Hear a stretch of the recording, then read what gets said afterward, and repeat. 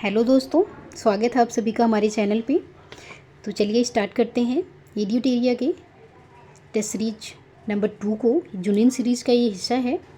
ये 70th BPSC का जो प्रीलिम्स होने वाला है उसके लिए है। सिलेबस में आप देख सकते हैं कि सिलेबस में इसके क्या क्या है। हिस्ट्री स्पेक्ट्रम बुक है जिसमें चैप्टर नंबर 12 से 21 तक के 120 क्वेश्चन बने हैं और करंट अफेयर 16 से 31 जनवरी के बीच 30 क्वेश्चन बनाए गए हैं। तो चलिए स्टार्ट करते हैं क्वेश्चन नंबर 1 से। क्वेश्चन नंबर कथन ए और कारण आर पर विचार करें तथा नीचे दिए गए विकल्प के आधार पर सही उत्तर का चयन करें। कथन ए है हमारा, 19वीं शताब्दी के अंतिम वर्षों विशेषकर 1890 ईस्वी के पश्चात भारत में उग्र राष्ट्रवाद का जन्म हुआ। कारण में कहा गया है कि संवैधानिक आंदोलनों से भारतीयों का विश्वास उठ गया था, अतः संघर्ष द्वारा स्वतंत्रता प्राप्त करने की भावना का जन्म हुआ। तो इस प्रकार हम देखेंगे कि जो कारण है वो कथन को स्पष्ट कर रहा है, तो हमारा विकल्प ए जो है वो सही उत्तर हो जाएगा। आगे हम देखेंगे अगला क्वेश्चन, क्वेश्चन नंबर 2। आज के उग्रवादी कल के उदारवादी बन जाएंगे, ठीक उसी प्रकार जैसे आज के उदारवादी कल के उग्रवादी थे। तो उपरोक्त कथन किनका है? तो यह कथन बाल गंगाधर तिलक का है, तो विकल्प बी हमारा सही उत्तर हो जाएगा। आगे हम देखेंगे भारतीय राष्ट्रवाद के विकास में कुछ एक वैश्विक घटनाओं का भी योगदान रहा। निम्नलिखित में से कौन सा से वैश्विक घटनाओं का युग्म और उनका समय सही सुमेलित है?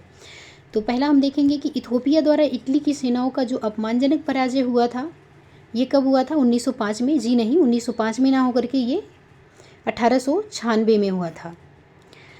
जबकि जापान द्वारा रूस की पराजय जो हुई थी वो हुई थी 1905 में। तो ये भी गलत हो जाएगा, कथन 1 भी हमारा गलत हो जाएगा। कथन 2 मतलब कि ये जो युग्म 1 और 2 गलत हो जाएंगे। तीसरा युग्म हम देखेंगे कि बोअर का युद्ध जो है 1899 से 1902 के बीच में हुआ था, तो ये हमारा सही हो जाएगा। तो इस प्रकार हमारा विकल्प कौन सा सही हो जाएगा? विकल्प हो जाएगा हमारा सी, केवल 3। अगला पॉइंट हम देखेंगे, भारतीय विश्वविद्यालय अधिनियम कब पारित किया गया? तो भारतीय विश्वविद्यालय अधिनियम जो है वो पारित किया गया था 1904 में। अगला क्वेश्चन है क्वेश्चन नंबर 5। निम्नलिखित कथनों पर विचार करें। पहला कथन है हमारा, वर्ष 1903 ईस्वी में अंग्रेज सरकार ने बंगाल विभाजन की सार्वजनिक घोषणा की।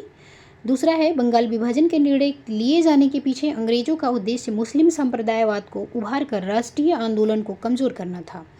तो इनमें से कौन सा से कथन सही है हमें देखना है। तो हम देखेंगे कि इसमें कथन 1 और 2 दोनों सही है, तो हमारा विकल्प सी सही उत्तर हो जाएगा। अगला क्वेश्चन हम देखेंगे क्वेश्चन नंबर 6। बंगाल विभाजन के विरोध में बंगाल में कब शोक दिवस मनाया गया था? तो बंगाल में शोक दिवस जो मनाया गया था वो 16 अक्टूबर 1905 ईस्वी को मनाया गया था।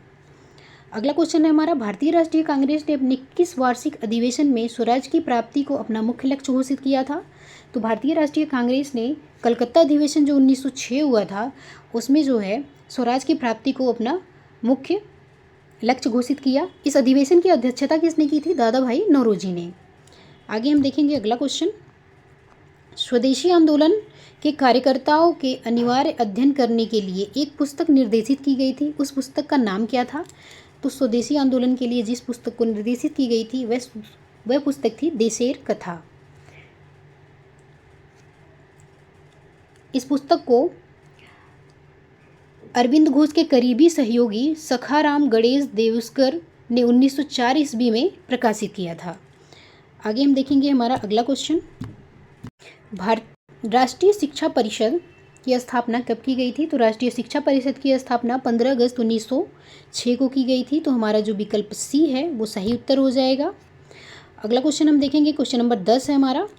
तो क्वेश्चन नंबर 10 में दे रखा है कि निम्नलिखित कथनों पर विचार करें। पहला कथन है, द फिलॉसफी ऑफ द बम नामक प्रसिद्ध पुस्तक की रचना चंद्रशेखर आज़ाद ने की थी। दूसरा है, सूर्यसेन चटगांव शस्त्रागार लूट से संबंधित थे जो अप्रैल 1931 में घटित हुआ था। तो इसमें हम देखेंगे कि असत्य कथन का चयन करना है। ये चीज़ें आप ध्यान से देखिएगा, पेपर में कई बार ये चीज़ें हम ध्यान नहीं देते हैं तो हमारे क्वेश्चन गलत हो जाते हैं। तो असत्य कथन का चयन करना है। तो पहला हम देखेंगे कि पहला कथन जो है वो गलत है, क्योंकि फिलॉसफी ऑफ द बम नामक जो प्रसिद्ध पुस्तक थी उसकी रचना चंद्रशेखर आज़ाद ने नहीं की थी बल्कि भगवती चरण बोहरा ने की थी। दूसरा को हमारा पॉइंट है कि सूर्यसेन चटगांव शस्त्रागार लूट से संबंधित थे जो अप्रैल 1931 में घटित हुआ था। तो ये 1931 में ना घटित होकर के 1930 में घटित हुआ था। तो तो इस प्रकार हमारा दोनों कथन गलत हो जाएगा। तो असत्य कौन सा है? 1 और 2 दोनों असत्य हैं। अगला हम देखेंगे, सूची 1 को सूची 2 से सुमेलित कीजिए तथा नीचे दिए गए कूट से सही उत्तर का चयन कीजिए। सूची 1 में स्वदेशी आंदोलन के दौरान स्थापित संस्थाएं हैं, सूची 2 में संस्थापक हैं। तो हम देखेंगे इसमें कि लोक खीर भंडार जो है उसकी स्थापना किसने की थी? सरला देवी ने की थी। तो हमारा क्या हो जाएगा कि ई का 5 हो जाएगा। उसके बाद केमिकल फैक्ट्री की स्थापना 1892 में प्रफुल्ल चंद्र राय ने किया था। तो हमारा बी का 2 हो जाएगा। इंडियन स्टोर की स्थापना किसने की थी? जोगेश चंद्र चौधरी जी ने किया था 1901 में। तो सी का हो जाएगा 6। स्वदेशी भंडार की स्थापना किसने की थी? तो स्वदेशी भंडार की स्थापना 1897 ईस्वी में किया था रविन्द्रनाथ टैगोर जी ने। तो इस प्रकार हमारा कथन क्या हो जाएगा? हमारा सही विकल्प हो जाएगा 1। तो क्या डी का 1 था? तो हम देखेंगे कि डी का 1 यहाँ पे ऑप्शन बी में दे रखा है। तो हमारा सही विकल्प हो जाएगा 3261। अगला क्वेश्चन देखेंगे हम। अगला क्वेश्चन है हमारा क्वेश्चन नंबर 12, जिसमें दे रखा है कि निम्नलिखित कथनों पर विचार करें, कानूनों पर विचार करें। इसमें कानून दे रखे हैं। पहला कानून है भारतीय प्रेस अधिनियम। अच्छा, इनका हमें कालक्रम देखना है। तो कालक्रम में हम देखेंगे कि कौन सा कब कानून आया था। तो सबसे पहले हम देखेंगे इसमें भारतीय प्रेस अधिनियम जो है वो कब आया था? भारतीय प्रेस अधिनियम 1910 में आया था। तो ये 1910 हो जाएगा इसका। राजद्रोह रक्षण सभा अधिनियम जो है वो 1907 में आया। आगे है भारतीय समाचार पत्र अपराध हेतु प्रेरण अधिनियम कब आया? तो भारतीय समाचार पत्र जो अपराध हेतु प्रेरण अधिनियम था वो 1908 में आया। और उसके बाद भारतीय दंड विधि अधिनियम जो है वो 1908 में आया।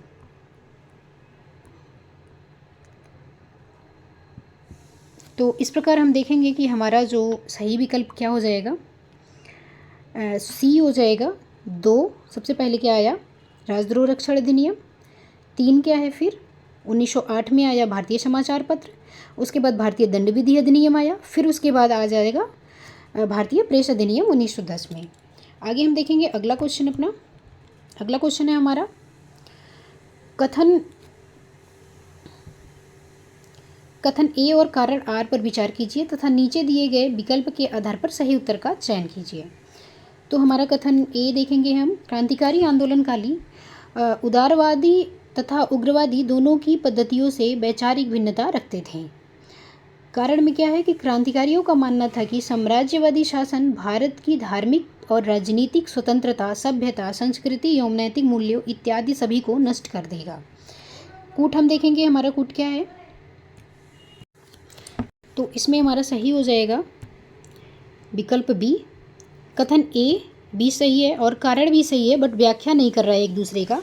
तो विकल्प बी हमारा सही उत्तर हो जाएगा। अगला क्वेश्चन हम देखेंगे। अगला क्वेश्चन है हमारा क्वेश्चन नंबर 14 है। युगांतर नामक क्रांतिकारी साप्ताहिक पत्र का प्रकाशन किनके द्वारा प्रारंभ किया गया था? तो युगांतर नामक जो क्रांतिकारी साप्ताहिक पत्र था उसका प्रकाशन किया था वरींद्र कुमार घोष और भूपेंद्र दत्त ने। तो विकल्प सी हमारा सही हो जाएगा। अगला क्वेश्चन हम देखेंगे। क्वेश्चन नंबर 15 है। क्रांतिकारी घटनाओं पर विचार करें। पहला हमारा है ए, रेल की पटरी उखाड़ने का प्रयास जिसमें लेफ्टिनेंट गवर्नर एंड्रयू फ्रेजर यात्रा कर रहे थे। बी है, मुजफ्फरपुर के जिला जज किंगफोर्स की हत्या के उद्देश्य से उनकी गाड़ी पर बम फेंका जाना। तीसरा है, युगांतर समूह के सदस्यों द्वारा पूर्वी बंगाल के भूतपूर्व अलोकप्रिय लेफ्टिनेंट गवर्नर फूलर की हत्या का प्रयास। तो इसमें जो घटनाक्रम हुए हैं इनको सही कालानुक्रम के अनुसार हमें व्यवस्थित करना है। तो हम देखेंगे कि सबसे पहले इसमें हुआ था सी, युगांतर समूह के सदस्यों का पूर्वी बंगाल के भूतपूर्व जो अलोकप्रिय लेफ्टिनेंट गवर्नर फूलर की हत्या का प्रयास किया गया था। तो ये प्रयास किया गया था 1907 में। और उसके बाद फिर दिसंबर 1907 में रेल की पटरी उखाड़ने वाली घटना हुई थी, तो ये भी हमारा हुआ था 1907 में। मुजफ्फरपुर के, ये दिसंबर में हुआ था, ये दिसंबर से पहले हो गया था सी वाला। मुजफ्फरपुर के जिला जज किंगफोर्ड की हत्या का उद्देश्य से उनकी गाड़ी पर जो बम फेंका गया था वो 1908 में फेंका गया था। ठीक है, किन्होंने फेंका था? खुदीराम बोस और प्रफुल्ल चंद चाकी ने। तो हमारा हो जाएगा सी, ए एंड बी। तो सी, ए, बी हमारे विकल्प डी में है, तो इस प्रकार हमारा विकल्प डी जो है वो सही उत्तर हो जाएगा। अगला क्वेश्चन देखेंगे हम। अगला क्वेश्चन है हमारा क्वेश्चन नंबर 16। क्वेश्चन नंबर 16 में है, बंगाल में क्रांतिकारियों द्वारा संगठित पहला गुप्त संगठन कौन सा था?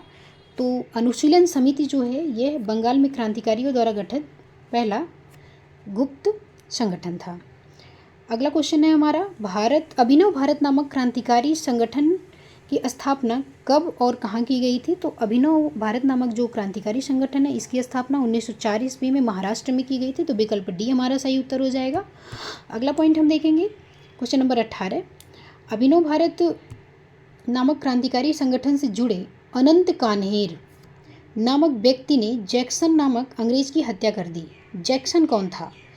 तो जैक्सन जो है वो नासिक जेल के मजिस्ट्रेट थे, तो विकल्प सी हमारा सही उत्तर हो जाएगा। अगला क्वेश्चन देखेंगे, क्वेश्चन नंबर 19 है। सूची 1 को सूची 2 से सुमेलित करना है। इसमें विदेशियों द्वारा स्थापित क्रांतिकारी संगठन है एक तरफ, दूसरी तरफ क्या है? स्थान या केंद्र है। तो हम देखेंगे जो गदर पार्टी है, गदर पार्टी सैन फ्रांसिस्को यूएसए में स्थापित किया गया था, तो इसका क्या हो जाएगा? 3 हो जाएगा, ए का 3। इंडिया हाउस की स्थापना की गई थी लंदन ब्रिटेन में, तो बी का 2 हो जाएगा। यूनाइटेड इंडिया हाउस की स्थापना कहाँ की गई थी? सिएटल यूएसए में किया गया था, तो सिएटल यूएसए, इस प्रकार इसका 4 हो जाएगा सी का। स्वदेशी सेवक गृह की स्थापना कहाँ की गई थी? वैंकूवर में की गई थी, तो डी का 5 हो जाएगा। तो इस प्रकार हमारा सही उत्तर हो जाएगा 3, 2, 4, 5। तो हम देखेंगे 3, 2, 4, 5 किस में है? तो 3, 2, 4, 5 हमारा है विकल्प बी, तो विकल्प बी जो है हमारा सही उत्तर हो जाएगा। अगला क्वेश्चन हम देखेंगे क्वेश्चन नंबर 20। एक क्रांतिकारी समाचार पत्र द इंडियन सोशियोलॉजिस्ट का प्रकाशन कहाँ किया गया? पत्र कौन सा है? The Indian sociologist. ये प्रकाशन किया गया था इंडियन सोशियोलॉजिस्ट का लंदन में।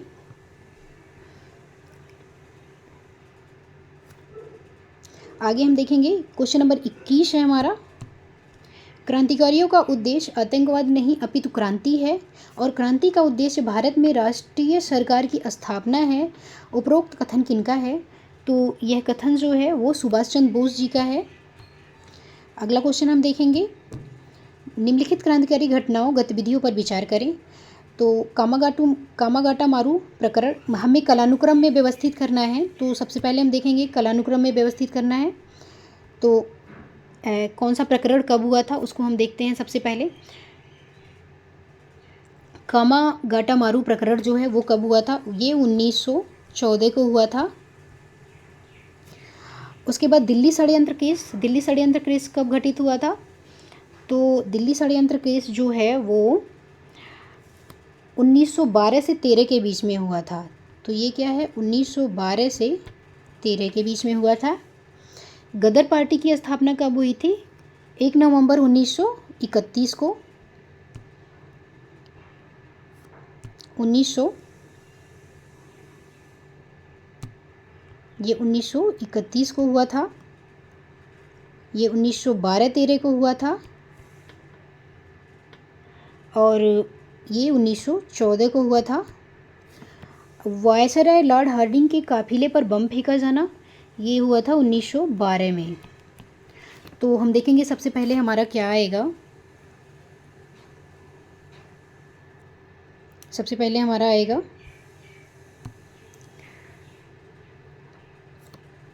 डी, उसके बाद बी, फिर सी, फिर ए। तो हमारा विकल्प बी जो हो जाएगा वो सही उत्तर हो जाएगा। अगला क्वेश्चन हम देखेंगे 1918 ईस्वी के विद्रोह समिति की रिपोर्ट के अनुसार भारत में क्रांतिकारी गतिविधियों का प्रारंभ सर्वप्रथम किन क्षेत्रों से हुआ था। तो क्रांतिकारी गतिविधियों का जो प्रारंभ था वो महाराष्ट्र में हुआ था। क्रांतिकारी गतिविधियों का जो प्रारंभ है वो महाराष्ट्र में हुआ था सर्वप्रथम। तो इस प्रकार हमारा विकल्प ए सही उत्तर होगा। आगे हम देखेंगे रिक्त स्थान की पूर्ति विकल्प में दिए गए उचित शब्द के आधार पर कीजिए। तो चापेकर बंधुओं ने वर्ष मतलब किस वर्ष में, तो ये वर्ष क्या हो जाएगा 1897 ईस्वी में पूना में प्लेग समिति की प्रधान Shri Rand and lieutenant Ayerst की हत्या कर दी थी।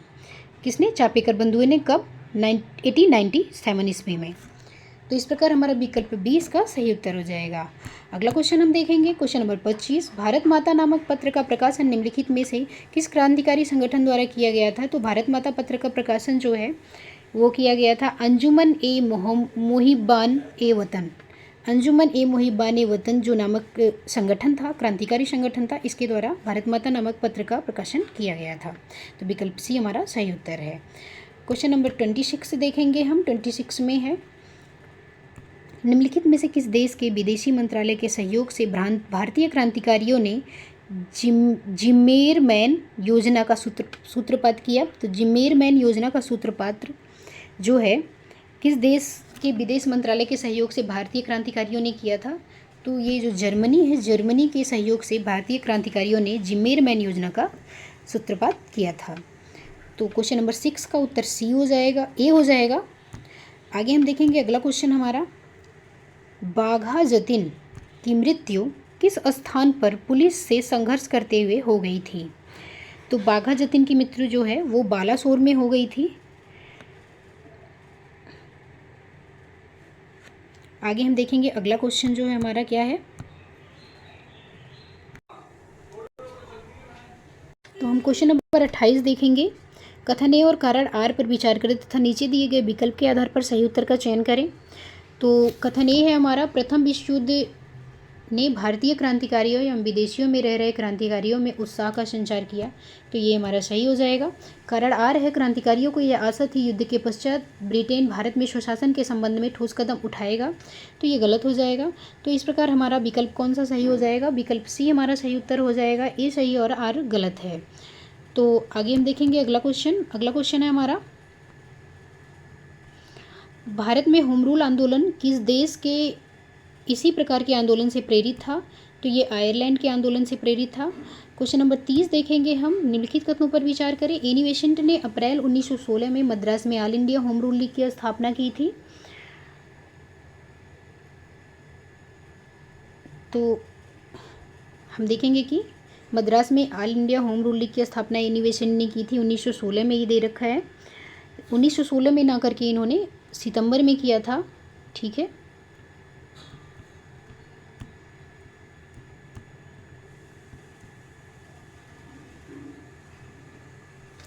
तो ये गलत हो जाएगा हमारा।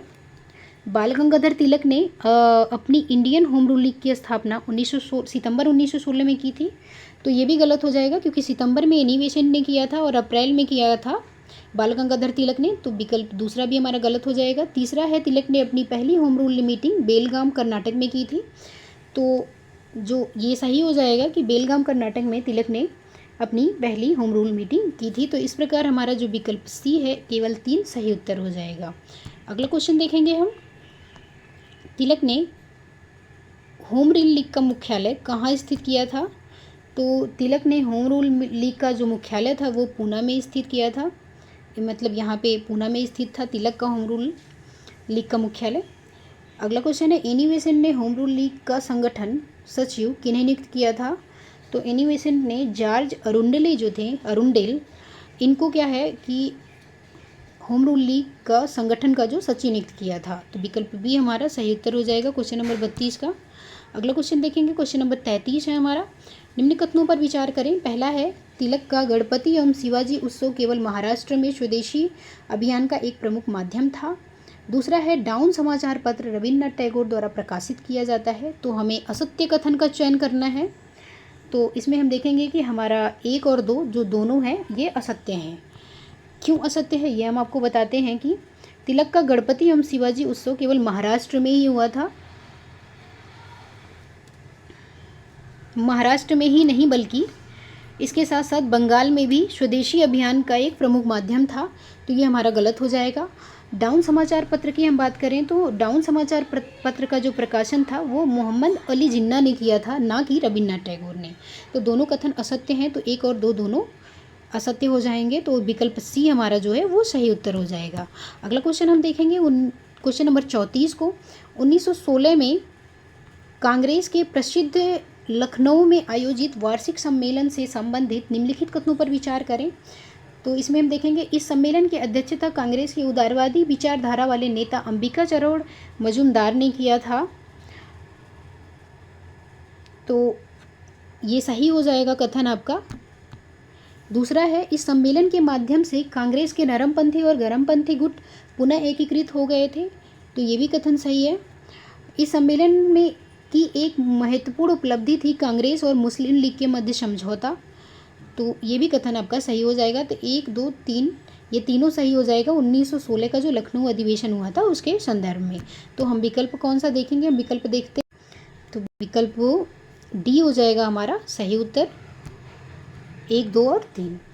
अगला क्वेश्चन हम देखेंगे क्वेश्चन नंबर 35।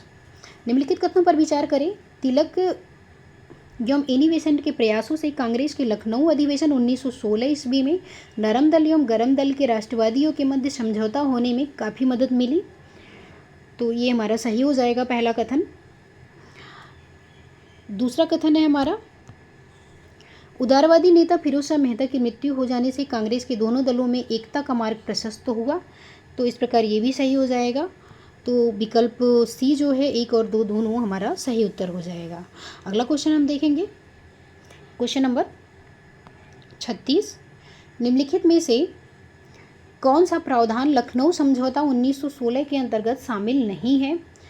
तो पहला हम देखेंगे कि लीग द्वारा कांग्रेस के उत्तरदायी शासन की मांग को स्वीकार्य नहीं किया जाना, तो ये सबसे पहला ही हमारा जो है वो स्वीकार्य नहीं है, तो ये गलत हो गया था,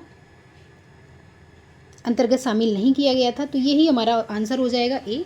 बाकी अन्य जो हमारे तीनों हैं, कांग्रेस ने मुस्लिम लीग की मुसलमानों के लिए पृथक निर्वाचन व्यवस्था की मांग को स्वीकार कर लिया और केंद्रीय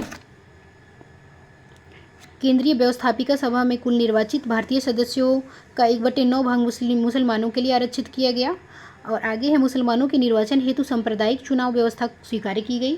तो ये सारे जो हैं हमारे सही हो जाएंगे, जब केवल एक में जो शामिल प्रावधान है वो 1916 के लखनऊ समझौते के अंतर्गत शामिल नहीं किया गया था, तो इस प्रकार हमारा केवल विकल्प ए जो है वो सही उत्तर होगा। आगे हम देखेंगे अगला क्वेश्चन नंबर 37। निम्नलिखित कथनों पर विचार करें। पहला कथन हमारा है वासुदेव बलवंत फड़के ने रामोशी कृषक दल के माध्यम से महाराष्ट्र में सर्वप्रथम क्रांतिकारी गतिविधियों का प्रारंभ किया था, तो ये हमारा विकल्प ए जो है वो सही हो जाएगा। अजीत सिंह द्वारा रचित पंजाबी और लाला लाजपत द्वारा रचित भारत माता पत्र समाचार पत्र ने पंजाब में सराहनीय भूमिका निभाई थी, तो इस प्रकार हमारा इसमें हो जाएगा, ये गलत हो जाएगा। तो इसमें विकल्प ए केवल हमारा सही उत्तर होगा। अब हम आपको बताएंगे कि इसमें गलत ये क्यों हो जाएगा।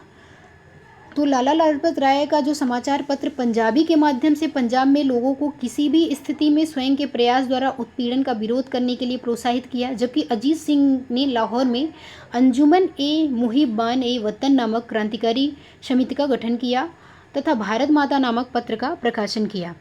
तो भारत माता नामक पत्र का प्रकाशन किसने किया था, अजीत सिंह ने किया था, तो इस प्रकार हमारा दूसरा जो कथन है वो गलत हो जाएगा, पहला सही है, तो विकल्प ए हमारा सही उत्तर हो जाएगा। आगे हम देखेंगे अगला क्वेश्चन। सूची 1 को सूची 2 से सम्मिलित कीजिए तथा नीचे दिए गए कूट की सहायता से सही उत्तर का चयन कीजिए। तो हम देखेंगे इसमें कि पहला सूची हमारा जो है पत्र पत्रिकाओं का है और दूसरा सूची जो है वो लेखक व संपादक का है। तो अल हिलाल जो है, अल हिलाल के लेखक या संपादक कौन थे, अबुल कलाम आज़ाद थे, तो ए का 3 हो जाएगा। New India, Annie Besant, comrade जो है वो किसका है, कॉमरेड मोहम्मद अली का है, और इंडियन ऑर्नेस्ट किसका है, वैलेंटाइन सिरोल का है। तो इस प्रकार हमारा 3421 सही उत्तर हो जाएगा। तो हम देखेंगे 3421 किस में है। 3421 विकल्प बी जो है वो हमारा सही उत्तर हो जाएगा 3421। अगला क्वेश्चन हम क्वेश्चन नंबर 39 देखेंगे। भारत शासन अधिनियम 1919 का आधार क्या है। तो भारत शासन अधिनियम 1919 का आधार जो है वो मॉन्टेग्यू चेम्सफोर्ड रिपोर्ट है। तो विकल्प ए हमारा सही उत्तर हो जाएगा। अगला क्वेश्चन हम देखेंगे क्वेश्चन नंबर 40। क्वेश्चन नंबर 40 है हमारा, भारत शासन अधिनियम 1919 के आधार पर प्रांतों में स्थापित द्वैध शासन प्रणाली के संबंध में निम्नलिखित कथनों में से कौन सा कथन सत्य नहीं है। तो हमें यहाँ चुनना है कि सत्य नहीं है कथन को चुनना है। तो आगे हम देखेंगे कि इसमें प्रांतीय विषयों को 2 भागों में विभाजित किया गया था, आरक्षित और हस्तांतरित, ये सही हो जाएगा। मंत्रीगण व्यवस्थापिका के प्रति उत्तरदायी नहीं था बल्कि वे गवर्नर के प्रति जवाबदेह थे, तो ये गलत हो जाएगा। विकल्प बी जो है हमारा सही नहीं है। ये हमारा क्या है, ऑप्शन बी हमारा यही सही उत्तर हो जाएगा। भारत सचिव तथा गवर्नर जनरल आवश्यकता पड़ने पर आरक्षित विषयों में हस्तक्षेप कर सकते थे, किंतु हस्तांतरित विषयों में हस्तक्षेप करने की कोई शक्ति नहीं थी। तो विकल्प सी भी हमारा सही। तो इस प्रकार हम देखेंगे कि जो सी है, भारत सचिव और गवर्नर जनरल की आवश्यकता पड़ने पर आरक्षित विषयों में हस्तक्षेप कर सकते हैं, किंतु उन्हें हस्तांतरित विषयों में हस्तक्षेप करने की शक्ति नहीं है। ये भारत शासन अधिनियम 1919 के प्रावधानों में शामिल था, तो ये भी सही है। प्रांतों में संवैधानिक तंत्र में विफल होने पर गवर्नर राज्य के प्रशासन एवं हस्तांतरित विषयों का उत्तरदायित्व अपने ऊपर ले सकता है, तो ये भी सही था। तो ए, सी एंड डी जो है वो हमारा सही है, और इसमें पूछा है कौन सा सही नहीं है, तो बी केवल सही नहीं है। तो इस प्रकार विकल्प बी जो है हमारा ये सही उत्तर हो जाएगा। अगला क्वेश्चन हम देखेंगे क्वेश्चन नंबर 40 के बाद आ जाएगा 41 है, कथन ए और कारण आर पर विचार करें तथा नीचे दिए गए विकल्प के अनुसार सही उत्तर का चयन करें। तो विकल्प ए हमारा है, भारत सरकार अधिनियम 1919 को भारत के संवैधानिक इतिहास में महत्वपूर्ण स्थान प्राप्त है। तो ये क्या है हमारा सही है। और कारण इसमें क्या दे रखा है, इस अधिनियम ने प्रांतों के लिए एक ऐसी राजनीतिक व्यवस्था विकसित करने में मदद की जिससे देश के लोगों में मत देने की व्यवहारिक समझ विकसित हो सके। तो इसमें हमारा विकल्प ए आर दोनों सही है और आर ए की सही व्याख्या करता है।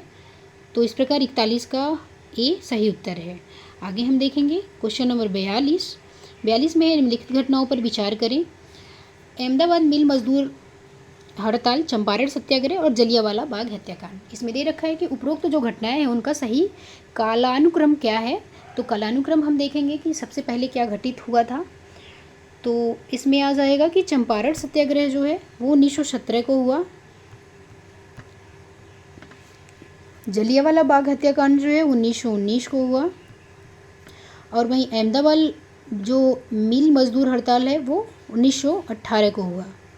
तो इस प्रकार हमारा B, C and A, B, C, A किस में है, विकल्प बी में है। तो विकल्प बी हमारा सही उत्तर हो जाएगा। अगला क्वेश्चन हम देखेंगे क्वेश्चन नंबर 43।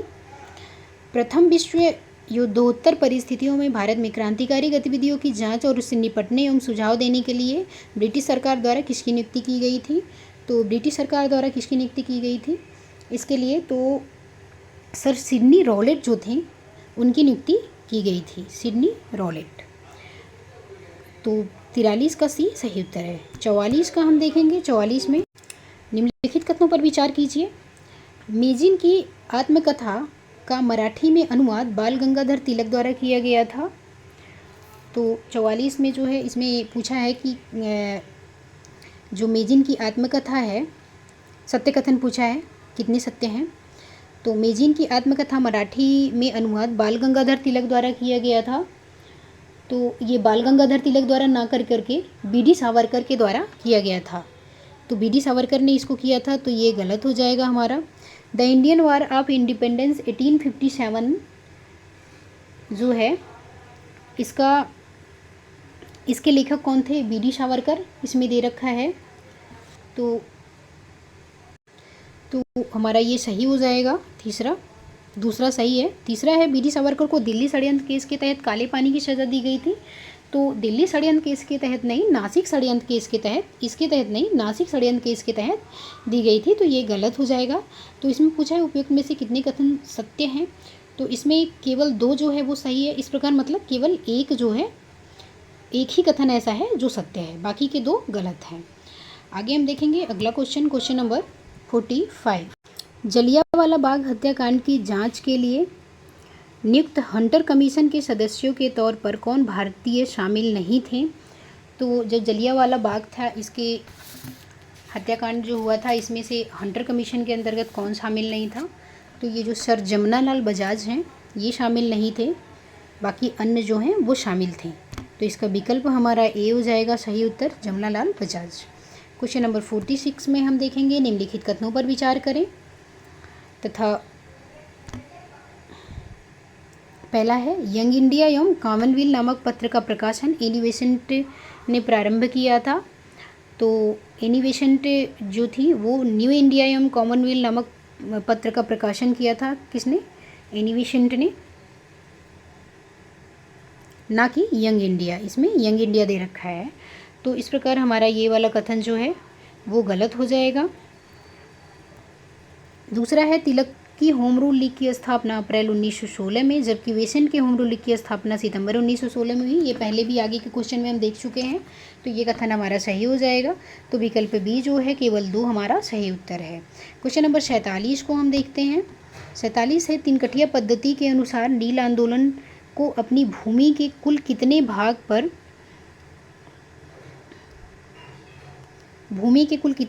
नील की खेती करना अनिवार्य था? तो इसमें हम देखेंगे कि जो भूमि का 3/20वां, इसीलिए इसे तिनकठिया कहा जाता है कि मतलब 3/20वां जो भाग है उस पर नील की खेती करना अनिवार्य था। तो 47 का विकल्प डी सही उत्तर है। अगला क्वेश्चन देखेंगे हम, क्वेश्चन नंबर 48। महात्मा गांधी ने भारत में सत्याग्रह की अपनी तकनीकी का पहला प्रयोग किस आंदोलन में किया था?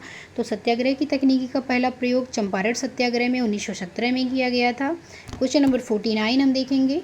वर्ष 1918 में अहमदाबाद में सूती मिल मजदूरों ने व्यापक हड़ताल कर एक आंदोलन छेड़ दिया था। मजदूरों द्वारा हड़ताल करने के पीछे क्या कारण था?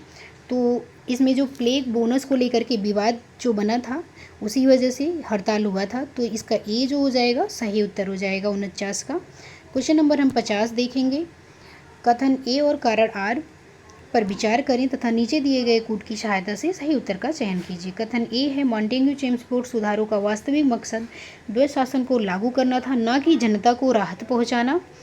तो ये सही हो जाएगा हमारा पहला कथन। कारण क्या है? इन सुधारों से सुशासन की मांग कर रहे राष्ट्रवादियों को अत्यंत निराशा हुई। ये भी सही है, बट कथन जो कारण जो है वो कथन की व्याख्या नहीं करता है। तो इस प्रकार हमारा विकल्प ए आर दोनों सही है और आर ए की सही व्याख्या नहीं करता है, सही उत्तर हो जाएगा। अगला क्वेश्चन हम देखेंगे, क्वेश्चन नंबर 51। क्वेश्चन नंबर 51 है हमारा, नवंबर 1919 ईस्वी में खिलाफत का अखिल भारतीय सम्मेलन कहाँ आयोजित किया गया था? तो खिलाफत का अखिल भारतीय सम्मेलन जो है वो आयोजित किया गया था नई दिल्ली में। तो विकल्प सी हमारा सही उत्तर हो जाएगा, दिल्ली में आयोजित किया गया था।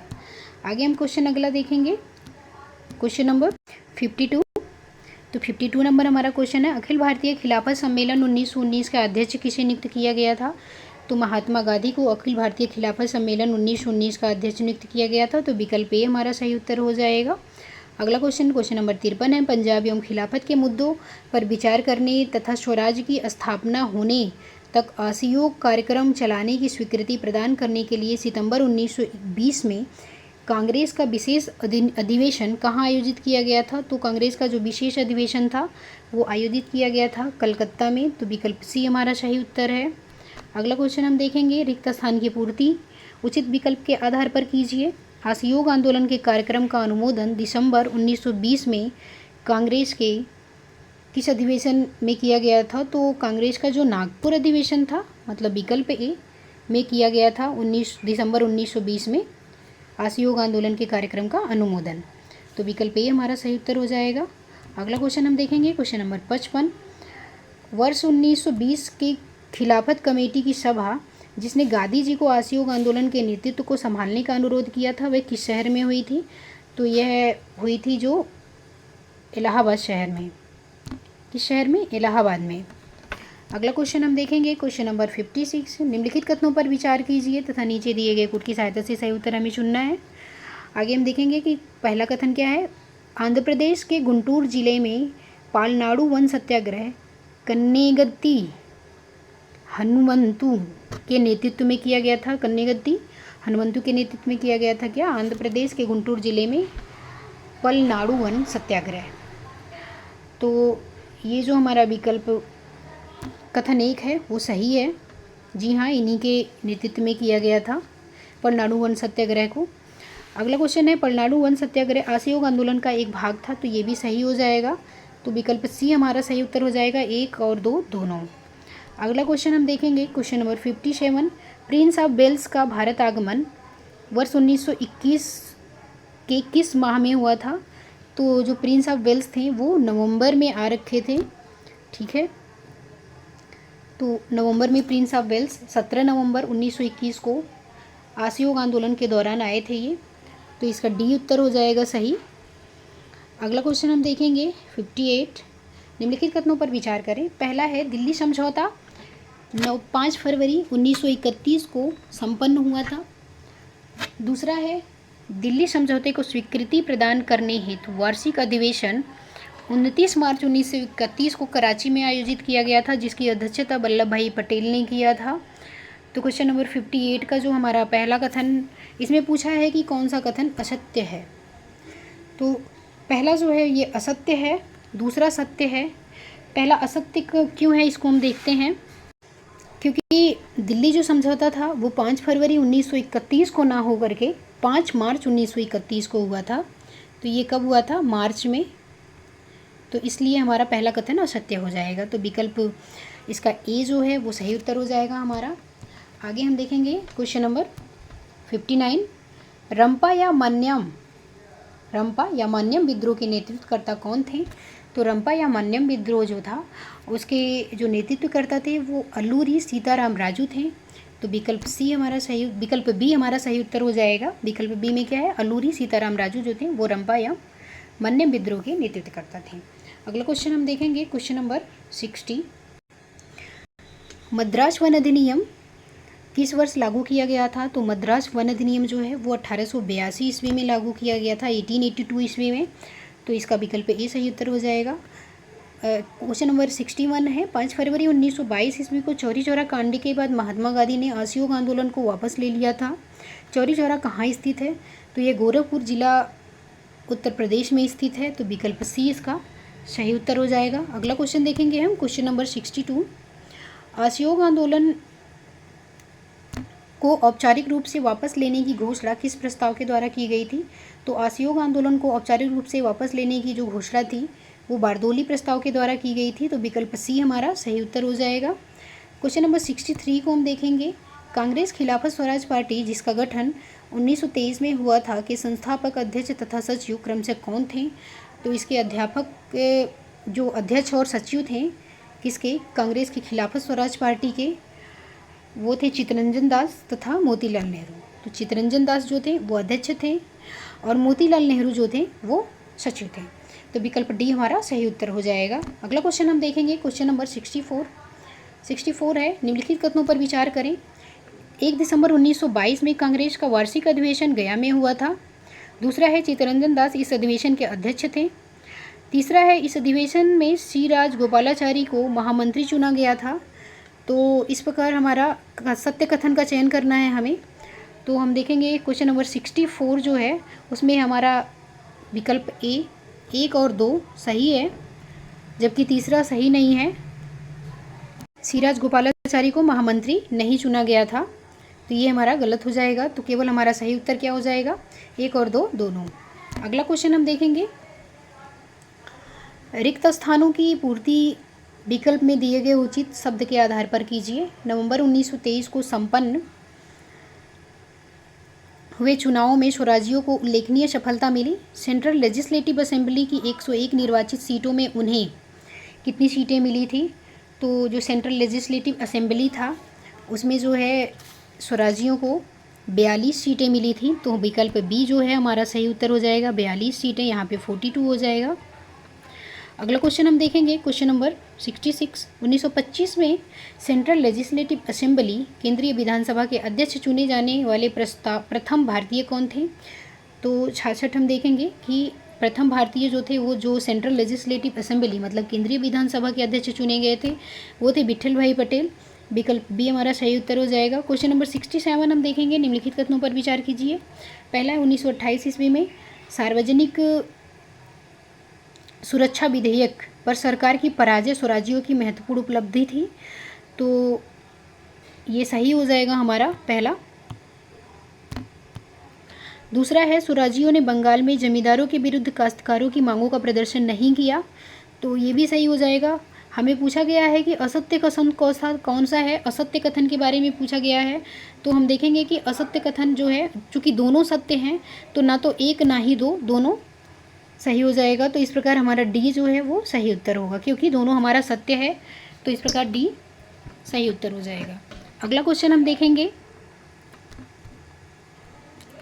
Question number 68।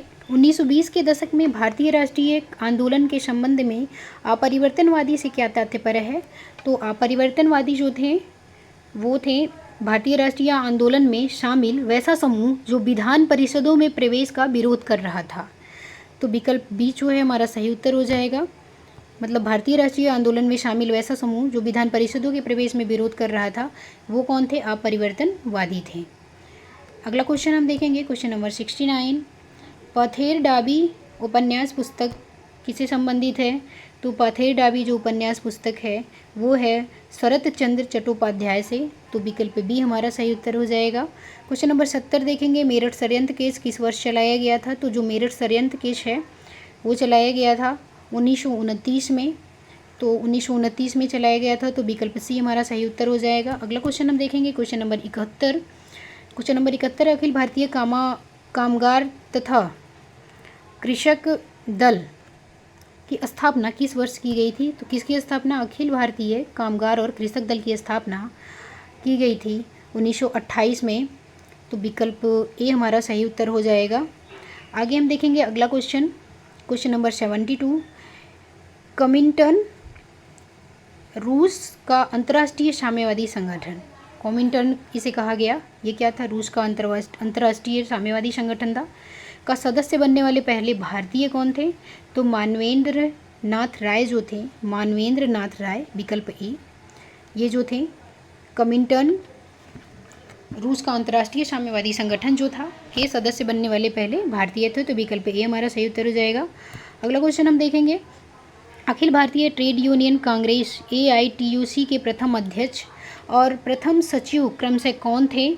तो प्रथम अध्यक्ष और प्रथम सचिव की बात यहाँ हो रही है, तो प्रथम अध्यक्ष लाला लाजपत राय थे तथा जो प्रथम सचिव थे वो दीवान चमनलाल थे, तो हमारा विकल्प सी सही उत्तर हो जाएगा। क्वेश्चन नंबर 75 हम देखेंगे, निम्नलिखित घटनाओं पर विचार करें तथा नीचे दिए गए कूट की सहायता से सही उत्तर का चयन करें। तो निम्नलिखित घटनाओं पर विचार करते हैं पहले हम, क्योंकि कलानुक्रम में इसे व्यवस्थित करना है, तो हम देखेंगे कि पहला जो है केंद्रीय विधानसभा में जो विस्फोट हुआ था, वो केंद्रीय विधानसभा में विस्फोट जो है वो हुआ था हमारा 1929 को, अप्रैल 1929 को। और काकोरी ट्रेन लूटकांड जो है वो कब हुआ था? काकोरी ट्रेन लूटकांड अगस्त 1925 को हुआ था, ठीक है। उसके बाद हम देखेंगे सैंडर्स हत्याकांड कब हुआ था? सैंडर्स हत्याकांड हुआ था 1928 को, दिसंबर 1928। उसके बाद हम देखेंगे कि चटगांव शस्त्रागार जो लूटकांड था ये कब हुआ था? ये 1930 को हुआ था, अप्रैल 1930। तो सबसे पहले हम देखेंगे कि सबसे पहले घटनाक्रम बी हुआ था 1925 में काकोरी ट्रेन कांड, उसके बाद हुआ था सैंडर्स कांड BD, फिर उसके बाद CA एंड C, BDAC कौन सा हो जाएगा? तो हमारा विकल्प बी जो है वो सही उत्तर हो जाएगा, BDAC। अगला क्वेश्चन हम देखेंगे, क्वेश्चन नंबर 75। मास्टर दा निम्नलिखित में से किस क्रांतिकारी का लोकप्रिय नाम था? तो मास्टर दा जो है वो नाम था सूर्यसेन का, सूर्यसेन को मास्टर दा के नाम से जाना जाता था। तो 75 क्वेश्चन हमारे पूरे हो गए हैं, बाकी के 75 क्वेश्चन हम अगले वीडियो में करेंगे, क्योंकि वीडियो बहुत लंबा हो जाएगा। तो यहीं पे समाप्त करते हैं, धन्यवाद।